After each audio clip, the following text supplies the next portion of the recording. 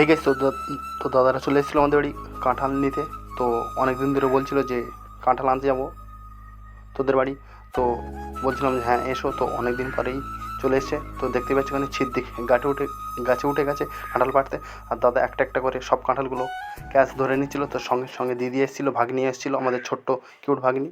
তো দেখতে পাচ্ছ ছিদ্দিক গাছে উঠে গেছে, এটা আমাদের মাঠের গাছ।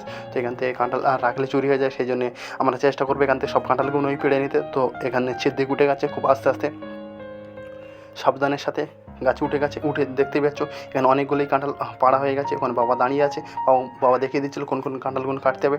তো তারপরে আর হাত দিয়ে দাদা ধরতে পারছিল না, অনেকটা দূরে উঠে গেছিলো, সেই জন্য ও আস্তে আস্তে। আর এখানেই সেই আমাদের ছোটো কিউট ভাগ্নিটা ও এসেছিলো, ও বাড়ি থাকবে না বলছিলো, খুব কেঁদে কেটে গিয়েছিলো আমাদের সাথে। তো আমরা খুব এনজয় করছিলাম কাঁঠাল কাটতে গিয়ে। তো দেখতেই পাচ্ছ অনেকগুলো কাঁঠাল হয়ে গেছে কাটা। ওখানে দিদিও দাঁড়িয়ে আছে, বাবা দেখিয়ে দিচ্ছিলো ওখানে কোন কোন কাঁঠালটা কাটতে হবে।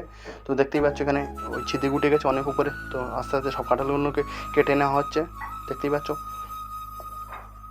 খুব সাবধানের সাথে। আর কাঁঠালগুলোকে নিয়ে আর ক্যাচ ধরা যাচ্ছিলো না, সেই জন্যে একটু জঙ্গলের দিকে ফেলা হচ্ছিলো যাতে না কাঁঠালগুলো ফেটে যায়।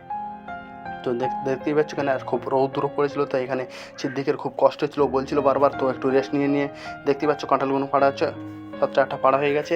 তো এরপরেও আরও অনেকগুলো। তো ফাইনালি কাঁঠালগুলোকে নিয়ে বাড়ি চলে আসছি। দেখতেই পাচ্ছ এক টোটো কাঁঠাল, পুরো একটা টোটো গাড়ি ভর্তি হয়ে গেছে কাঁঠালগুলো। তো দাদা নিয়ে এসেছিল এই টোটো গাড়িটা করে কাঁঠাল নিয়ে যাবে বলে। তো দেখতেই পাচ্ছ সব কাঁঠালটা ভর্তি হয়ে গেছে। তো ভিডিওটা এই পর্যন্ত, পরে ভিডিওতে আবার দেখা হচ্ছে।